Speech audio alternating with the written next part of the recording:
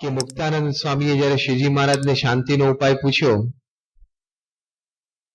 કે મહારાજ અંતરમાં અપાર શાંતિ ક્યારે રહે? આપણે સેવા કરીએ છીએ, ભગવાન પ્રત્યેની આપણે ભક્તિ છે, નિયમ ધર્મ પાળીએ છીએ, ભગવાન અને પ્રગટ સત્પુરુષ સાથે જોડાણ છે, છતાં અંતરમાં અપાર શાંતિનો અનુભવ ક્યારે થાય? આવી વાત જ્યારે મુક્તાનંદ સ્વામી પૂછી ત્યારે શ્રીજી મહારાજે કહ્યું કે પ્રગટ જે ભગવાન છે એના જ્યારે ચરિત્રનું ગાન કરે ત્યારે એને અપાર શાંતિનો અનુભવ થાય છે. ગુણાતીયન સ્વામીએ પણ આ વાતનું સમર્થન આપ્યું છે. સ્વામીએ પોતે કહ્યું, આપણે એ વાત સ્વામીની વાતોમાં વાંચીએ છીએ કે વ્યાસજીએ ઘણા ગ્રંથ કર્યા, 4 વેદ, 18 પુરાણ ઇત્યાદિ ઘણા બધા ગ્રંથોની રચના કરી, પણ એમને શાંતિ ન થઈ. ત્યારે એમણે નારદજીને પૂછ્યું કે મને આટલા બધા ગ્રંથ કર્યા તો પણ કેમ આમ અપાર શાંતિ, આધ્યાત્મિક શાંતિનો અનુભવ નથી થતો? ત્યારે નારદજીએ કહ્યું, તમે ગ્રંથ બધા કર્યા એ બહુ સારી વાત છે, પણ અત્યારે ભગવાન કૃષ્ણ પૃથ્વી ઉપર પ્રગટ છે, એમના ચરિત્રોનો એક ગ્રંથ તમે બનાવો. એમણે પૃથ્વી પર આવીને જે કઈ ક્રિયાઓ કરી, જે કઈ કાર્ય કર્યું, એનો ગ્રંથ તમે બનાવો તો એનાથી તમને શાંતિનો અનુભવ થશે. આવી વાત નારદજીએ વ્યાસજીને કરી. એટલે વ્યાસજીએ નારદજીનું વચન માની ગુણાતીયન સ્વામી વાતમાં લખે છે કે શ્રીમદ ભાગવત નામે ગ્રંથ કર્યો, અને જ્યારે કૃષ્ણ ભગવાનના ચરિત્ર એ ભાગવતને વિશે એમણે લખ્યા ત્યારે એમને અપાર શાંતિનો અનુભવ થયો. એટલે શ્રીજી મહારાજે આ વાત કરી એ વાત સાચી છે, શાસ્ત્રમાં પણ એ મળતી વાત છે, અને વર્ષોથી, પેઢીઓથી અને યુગોથી આધ્યાત્મિક માર્ગે સત્સંગ કરતા બધા જ સાધકો, હરિભક્તો માટે આ વાત બહુ મુદ્દો છે. આપણે સત્સંગમાં અનેક પ્રકારની વાતો છે, એ બધી ઉપયોગી છે, એ બધી જ જરૂરી છે. નિયમ, ધર્મ, આજ્ઞા, ઉપાસના, શું કરવું, શું ન કરવું, શું વિચારવું, શું ન વિચારવું, કેવી રીતે વર્તવું, કેવી રીતે ન વર્તવું ઇત્યાદિ અનંત પ્રકારની વાતો છે, એ સર્વે જરૂરી છે, ઉપયોગી છે. દ્રઢ સત્સંગી થવા માટે એ બધી વાતો છે એ મદદરૂપ થાય છે. પણ અહીંયા જે શાંતિનો ઉપાય બતાવ્યો કે આ સત્સંગ કરીએ છીએ વર્ષો સુધી, 5, 10, 15, 25, 50 વર્ષ સુધી સત્સંગ કરીએ, પણ જે અંતરમાં અપાર શાંતિનો અનુભવ થાય, ભગવાનની પ્રાપ્તિનો જે આનંદ થાય. અપાર શાંતિ એટલે શું? ભગવાનની પ્રાપ્તિનો આનંદ. પ્રગટ ભગવાન મને મળ્યા છે એવી જે પ્રતીતિ આવે ને, ત્યારે જે શાંતિનો અનુભવ થાય ખરી શાંતિ. નહીં તો આપણે તો ગમે તેટલી પ્રવૃત્તિ હોય દિવસ દરમિયાન, રાત્રે આરામમાં જઈએ છીએ તો શાંતિ જ હોય છે ને. ઊંઘી જઈએ ત્યારે ક્યાં કઈ ઉપાધિ વળગેલી હોય? ઊંઘ આવી જાય તો પછી સવારે ઉઠીએ તો પાછી ઉપાધિ વળગે છે. એટલે અખંડ શાંતિ ના કહેવાય. એટલે એક કામ ચલાવો, વચગાળાની વ્યવસ્થા. રાત્રે સૂઈએ ત્યારે બધું કામ ભૂલી જઈએ છીએ, દિવસ દરમિયાન ઝઘડો થયો ભૂલી જઈએ, માથાકૂટ થઈ એ ભૂલી જઈએ, કારણ કે આપણે ઊંઘમાં જતા રહ્યા. એટલે શાંતિનો અનુભવ થયો, પણ એનો સચોટ ઉપાય નથી. તમે જાગ્રત અવસ્થામાં હોય ને બધા પ્રશ્નોની વચ્ચે હોય તો પણ તમારું મન શાંત રહે, એ ખરેખરી સ્થિતિ છે. એ પ્રગટ ભગવાનના ચરિત્રથી એટલા માટે આવે કે પ્રગટ ભગવાનના ચરિત્ર સાંભળીએ, ભગવાન જેમના દ્વારા પ્રગટ હોય એવા સંતના ચરિત્ર સાંભળીએ, ત્યારે એમાં આપણને હેતપ્રીત થાય, આત્મબુદ્ધિ થાય, એમાં પ્રતીતિ આવે કે મને ભગવાન પ્રગટ મળ્યા છે. એ જે વિશ્વાસ આવી જાય ને, એ શાંતિ છે. એ જે વિશ્વાસ આવી જાય ને કે ઓહો મને ભગવાન પ્રગટ મળ્યા, પછી નાની મોટી ઉપાધિ હોય એ નડે નહીં. જેમ આપણા બેંકમાં 10-15 કરોડ રૂપિયા પડ્યા હોય તો રોજ ઉઠીને કઈ આપણને 15 કરોડ રૂપિયા દેખાતા નથી, આમ આંખથી દેખાય છે. આપણે ઘરમાં રહેતા હોય પૈસા તો ક્યાં પડ્યા હોય? બેંકમાં. પણ ખાલી આમ વિશ્વાસ જે છે કે મારા 15 કરોડ રૂપિયા પડ્યા છે, તો કોઈ ઉપાધિ કે ઉદ્વેગ મનમાં રહે નહીં. સાંજે શું ખાવું એનો પ્રશ્ન ના હોય. વરસાદ પડતો હોય તો બહાર આપણે જઈને રિક્ષા ટેક્સી કરવી હોય તો પ્રશ્ન રહે કારણ કે પેલો વિશ્વાસ છે. રોજ એ પૈસા જોતા નથી આપણે આમ, પણ છતાં આપણા જ છે એવી આપણને પ્રતીતિ આવી ગઈ, એક વિશ્વાસ બેસી ગયો એટલે શાંતિનો અનુભવ. એમ પ્રમુખ સ્વામી મહારાજે તમે રોજ જોવો નહીં, જયારે અહીંયા હોય ત્યારે પૂજા દર્શનનો લાભ મળે, રવિ સભામાં લાભ મળે, પણ એ ભગવાનનું પ્રગટ સ્વરૂપ છે ને મને પ્રાપ્ત થયું ને એમના થકી મારું કલ્યાણ છે એ વાતનો એક વિશ્વાસ બેસી ગયો. તો 15 કરોડ રૂપિયા ભલે બેંકમાં પડે, એમ પ્રમુખ સ્વામી મહારાજ ભલે અત્યારે અમદાવાદમાં હોય, પણ આપણે એક વિશ્વાસ બેસી ગયો તો આપણું કામ થઈ જાય. એટલે પ્રગટ ભગવાનના ચરિત્ર એમાં સત્સંગનો ખરેખરો આનંદ છે. અનેક પ્રકારના સત્સંગ છે, અનેક પ્રકારના સંપ્રદાયો છે અને અનેક પ્રકારની બધી સંપ્રદાયની વાતો છે. દરેક સંપ્રદાયનો સિદ્ધાંત હોય, પ્રણાલિકા હોય, રીતભાત હોય, રેણી કેણી હોય, એ બધું સાચું હશે, સારું હશે, પણ આપણા સંપ્રદાયમાં જે મુખ્ય મુદ્દો છે, મુખ્ય વાત છે એ પ્રગટની વાત છે. એ વાતના લીધે આપણો સંપ્રદાય જુદો પડે છે. બાકી ધર્મ, જ્ઞાન, વૈરાગ્ય અને ભક્તિ સંબંધી વાતો તો ઓછા વત્તા અંશે દરેક સંપ્રદાયોમાં થાય છે. ધર્મ સંબંધી વાત કંઈક થતી હોય, જ્ઞાન સંબંધી થતી હોય, આત્મા પરમાત્માની વાતો થતી હોય, જગત પ્રત્યે અનાસક્તિ વૈરાગ્યની વાતો થતી હોય, ભગવાન પ્રત્યેની ભક્તિની વાતો થતી હોય. આ ધર્મ, જ્ઞાન, વૈરાગ્ય, ભક્તિ સંબંધી વાતો દરેક સંપ્રદાયમાં ઓછા વત્તા અંશે થાય છે, પણ પ્રગટની જે વાત છે એ આપણા સંપ્રદાય સિવાય ક્યાંય થતી નથી. કેમ? સિટીઝનશીપ લેવાની હોય તો કયા દેશની વાત આવે? એકની જ વાત આવે. કયા? અમેરિકાની. બાકી બધા 240 બધા સરખા. સિટીઝનશીપ ની વાત આવે તો યુએસ સિટીઝનશીપ હોય, અમેરિકાની નાગરિકત્વ તમારી પાસે હોય તો કામનું, તો એની વાત થાય ને કોકને બે કહેવાય. બાકી તો ઇન્ડિયાના તો છીએ જ ને આપણે, અને આખી દુનિયાના બધા છે પોતપોતાના દેશના. જેમ સિટીઝનશીપ ની વાત આવે ત્યારે એકલી અમેરિકાની જ વાત થાય. લૌકિક દ્રષ્ટિએ એને લઈને બધું કામ થાય છે. વરતાલના 11માં અંત્યના 11માં વચનામૃતમાં મહારાજને પ્રશ્ન પૂછ્યો મુક્તાનંદ સ્વામીએ કે જેવી નિર્વિકલ્પ સમાધિને વિશે શાંતિ રહે છે એવી અપાર શાંતિ સત્સંગ કરતા કરતા અથવા વ્યવહાર કરતા કરતા અથવા કદાચ દેહની પણ નાની મોટી તકલીફ હોય, ગમે તેવી વિટમણાઓની વચ્ચે પણ અપાર શાંતિ ને આનંદ રહ્યા જ કરે, એનો શું ઉપાય છે? નિર્વિકલ્પ સમાધિની તો શાસ્ત્રમાં અષ્ટાંગ યોગ પછીની બધી વાતો છે. એ નિર્વિકલ્પ સમાધિને વિશે જેવી શાંતિ રહે એવી કાયમ રહે, એનો શું ઉપાય છે? ત્યારે શ્રીજી મહારાજે કહ્યું કે સત્પુરુષને વિશે જો આત્મબુદ્ધિ થઈ જાય, જેવી આપણને આપણા દેહને વિશે આત્મબુદ્ધિ છે કે હું ફલાણી વ્યક્તિ છું, એવું છે કે નહીં આપણને પ્રતિદિ?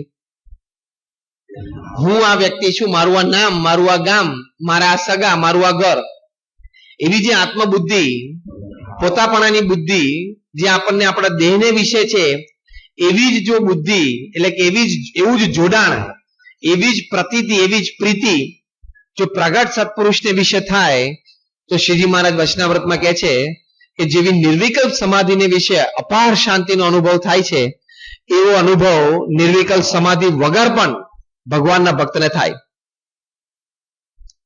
આ કેટલી મોટી વાત કરી છે. સમગ્ર શાસ્ત્રનો સાર શ્રીજી મહારાજે આપ્યો છે. અને મહારાજ કેટલા દયાળુ. શ્રીજી મહારાજે પોતે વાત કરી છે કે હું પૃથ્વી ઉપર હંમેશા પ્રગટ રહીશ. એટલે ગુરુહરિ જે છે આપણા ભગવાન જેમનામાં રહ્યા છે એવા ગુરુને ગુરુહરિ કહેવાય. બાકી બધા શું કહેવાય? ગુરુ કહેવાય. તમે કોકની પાસેથી 2 અક્ષર શીખો એ પણ તમારા શું કહેવાય? ગુરુ કહેવાય. પણ ગુરુ હરિ એટલે શું થયું? જેમનામાં હરિ પ્રગટ છે એવા ગુરુ, એની વાત છે. તો એ ગુરુ હરિ લીલામૃતમ એટલે એમના ચરિત્રનું પાન એ આ પારાયણ છે. મહારાજે આ શબ્દ ગુરુ હરિ શબ્દ એ અંત્યના બીજા વચનામૃતમાં વાપર્યો છે. અંત્યનું બીજું વચનામૃત છે પ્રગટ ગુરુરૂપ હરિનું, સર્વે અર્થ સિદ્ધ થયાનું. એમાં શ્રીજી મહારાજે વાત કરી કે જેવી આ જીવને પરોક્ષ દેવને વિશે પ્રતીતિ છે, આપણને જેમ મનાય છે, પરોક્ષમાં 12 લોકો જેમ માને છે કે ભગવાન રામ થયા, ભગવાન કૃષ્ણ થઈ ગયા, આવા મોટા ભગવાનના અવતારો પૃથ્વી પર આવ્યા, મહાન સંતો આચાર્યો બધા થઈ ગયા, એ જે થઈ ગયા અને હતા જ અને ભગવાનનું જ સ્વરૂપ હતા, અવતાર હતા, એવી જે પ્રતીતિ આપણા હૃદયમાં છે. તો મહારાજ અંત્યના બીજા વચનામૃતમાં કહે છે કે આ જીવને, એટલે આપણા બધાની વાત કરી છે, જેવી પરોક્ષ દેવને વિશે પ્રતીતિ છે એવી પ્રત્યક્ષ ગુરુનું ફરીને વિશે આવે તો કલ્યાણને અર્થે જેટલા સિદ્ધ થવાના કયા છે અર્થ, એ સર્વે અર્થ એને સિદ્ધ થાય છે. પ્રત્યક્ષ એટલે શું? પ્રતિ વત્તા અક્ષ, અક્ષ એટલે આંખ. આંખની સામે જે તમારે હ્યુમન ફ્લેશ એન્ડ બ્લડ, આપણી જેમ હાડ માંસમાં વિચારતા જે સંત, એમને વિશે એવી તમને પ્રતીતિ આવે કે આ પ્રમુખ સ્વામી મહારાજ છે, ભગવાનનું સ્વરૂપ છે, આ શ્રીજી મહારાજ જ છે સાક્ષાત, આ ભગવાન સ્વામિનારાયણ જ છે, એવી જે જીવમાં પ્રતીતિ આવે તો મહારાજે શું લખ્યું? કલ્યાણને અર્થે જેટલા અર્થ સિદ્ધ થવાના કયા છે એટલે સર્વે અર્થ એને સિદ્ધ થાય છે, એટલે બધું મળી ગયું. વ્યવહારને અર્થે કયો એક મુદ્દો હાથમાં આવે તો બધા મુદ્દા હાથમાં આવી જાય. તમે જે રોજનો વ્યવહાર ને ઘર ચલાવવાનું હોય એમાં મુખ્ય મુદ્દો શું છે? બોલો? પૈસા. પૈસા હાથમાં આવે તો બીજું બધું આવે? પૈસા આવે તો બીજું બધું આવે ને. ઘર આવે એટલે કે મકાન આવે, પછી ડાઇનિંગ ટેબલ આવે, ટીવી આવે, ગાદલા ગોદડા આવે, ખુરશી ટેબલ આવે, સોફા સેટ આવે, બધું આવે. વ્યવહારમાં એક પૈસો જો હાથમાં આવે તો બાકી બધું આવી જાય. એમાં આધ્યાત્મિક માર્ગે આ પ્રગટની વાત જો એકવાર હાથમાં આવી જાય તો બાકીનું બધું આવી જાય, એવું શ્રીજી મહારાજ કહે છે. તો ગુરુ હરિ શબ્દ એ શ્રીજી મહારાજે એ અંત્યના બીજા વચનામૃતમાં વાપર્યો છે. અને મહારાજે કહ્યું કે પોતે તો સર્વોપરી ભગવાન છે. મધ્યનું 9મું વચનામૃત, અંત્યનું 38મું વચનામૃત, એમાં શ્રીજી મહારાજ કહે છે કે હું તો સર્વોપરી ભગવાન છું. અને મહારાજે પોતે કહ્યું કે હું મારા અક્ષરધામને સાથે લાવ્યો છું. આપણે મૂળ એ વસ્તુ સમજવી છે. કોઈ આપણને વાત કરે, કોઈ પ્રતિસ્પર્ધી, શ્રીજી મહારાજ કહે છે કે આપણને પ્રમુખ સ્વામી મહારાજ વિશે પૂછે કે કેમ તમે પ્રમુખ સ્વામી મહારાજને ભગવાનનું સ્વરૂપ માનો છો? અથવા કોઈક વખત આપણું મન જ શંકા કરે કે આ હશે કે કેમ, આ મને આશીર્વાદ આપ્યા પણ ફળ્યા નહીં, અને મારી પાડોશમાં તો પેલો સત્સંગી નથી ને એકવાર આશીર્વાદ લઈને ફળી ગયા. આ પ્રમુખ સ્વામી મહારાજે પોતે આ મંદિર બાંધેલું ને આવો પ્રશ્ન ઉભો થયો. પ્રમુખ સ્વામી મહારાજે હરિભક્તને કંઠી બાંધી હતી ને તો હરિભક્ત હવે રહ્યો નહીં.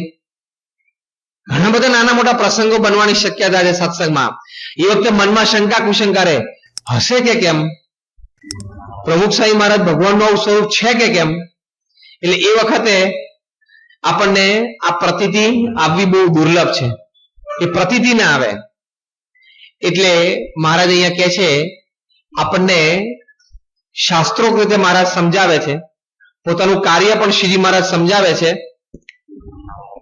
એટલે મહારાજ પોતે પ્રથમના 71માં વચનામૃતમાં વાત કરે છે. વિઝન નથી આવતું હરિભક્તોનું,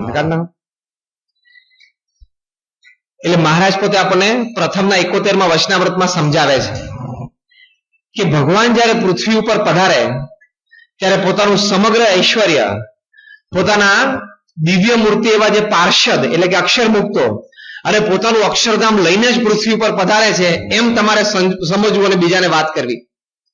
તો પોતાનું અક્ષરધામ લઈને પૃથ્વી ઉપર પધારે છે. હવે અક્ષરધામ તો આવડું મોટું કેવી રીતે લાવવું? એમાં તો મહારાજ ને અનંતકોટી મુક્તો બેઠા હોય, કેમનું ભેગું લાવવું? તો પ્રથમનું 21મું વચનામૃત છે, એમાં શ્રીજી મહારાજ વાત કરે છે. શ્રીજી મહારાજ કહે છે કે જે અક્ષરધામ છે એના બે સ્વરૂપ છે. એક તો ધામ રૂપે અક્ષર છે જે ભગવાનને અનંત મુક્તોને ધરી રહ્યું છે અને રહેવાનું ઘર છે, અને બીજે રૂપે કરીને અક્ષર પુરુષોત્તમની સેવામાં રહ્યું છે, ભગવાનની સેવામાં છે. જે મૂર્તિમાન અક્ષર ભગવાનની સેવામાં છે એ અક્ષરને શ્રીજી મહારાજ સાથે લાવ્યા છે. આ બે વચનામૃત આપણે અક્ષર પુરુષોત્તમના હરિભક્ત તરીકે બરોબર યાદ રાખવાના. આ કઈ સદી ચાલે છે? આપણે 21મી સદી જીવવાના છે, આપણે કોઈ 22મી સદી જોવાના નક્કી વાત છે ને.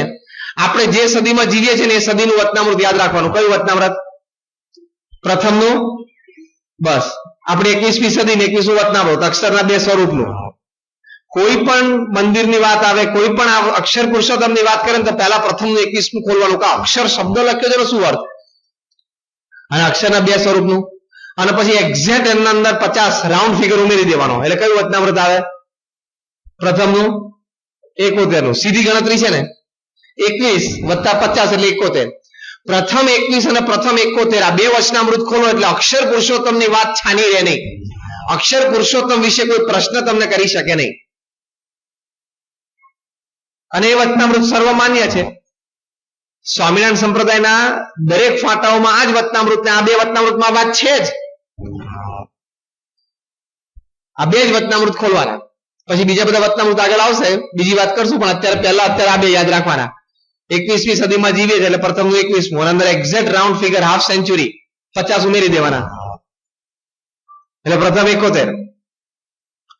તો હવે બંને સરખામણી કરવી કે પ્રથમ 71 મહારાજ કે છે અમે અક્ષરધામ સાથે લાવ્યા, અને પ્રથમ 21 એમ કે છે કે એ અક્ષરના બે સ્વરૂપ છે, એક ધામરૂપી અક્ષર છે અને એક મૂર્તિમાન અક્ષર છે. તો કોને સાથે લાવ્યા હોય? મૂર્તિમાન જે અક્ષર છે એને જ સાથે લાવ્યા હોય ને. આખું કઈ તમે અત્યારે પારાયણમાં આવ્યા, તમે આખું ફેમિલી બધા સાથે આવ્યા, તો તમારે શું કહેવાય કે અમારું આખું ઘર અહીંયા આવી ગયું, બોલાય કે નહીં? ઘર ક્યાં છે એકચ્યુઅલી તમારું? ફિઝિકલી તમારું ઘર ક્યાં છે? બરાબર, ત્યાં છે તમારું ઘર, પણ છતાં તમે આખું ફેમિલી અહીંયા આવી ગયા એટલે હવે શું કહેવાય? આખું ઘર અહીંયા આવી ગયું. થયું કે નહીં? એમ સ્થૂળ ઘર ભલે તમારું ત્યાં છે, પણ બધા ફેમિલી મેમ્બર્સ અહીંયા આવી ગયા એટલે તમે આખું ઘર અહીંયા આવી ગયું. એમ તમે બોલો ને, તમને કોઈ પૂછે બધા આવે આખું ઘર આવ્યું, તો તમે શું કહો? આખું ઘર આવ્યું. હવે આખું ઘર ક્યાં આવ્યું છે? તો ત્યાં રહ્યું છે. પણ તમે બધા ફેમિલી મેમ્બર એટલે આવ્યા. એમ બધા ફેમિલી મેમ્બર આવી ગયા પ્રથમ 71માં. અક્ષરધામમાં ત્રણ જ છે ફેમિલી મેમ્બર. કોણ કોણ? શ્રીજી મહારાજ, મૂળ અક્ષર ને અક્ષર મુક્તો, મધ્યનું 24મું વચનામૃત, ચોકા પાટલાનું વચનામૃત. મહારાજ કહ્યું કે માયાથી પર આ ત્રણ જ છે, ભગવાન પુરુષોત્તમ નારાયણ એટલે શ્રીજી મહારાજ, મૂળ અક્ષર મૂર્તિ ગુણાતીયન સ્વામી, અનંત કોટી અક્ષર મુક્તો, આ ત્રણ જ છે.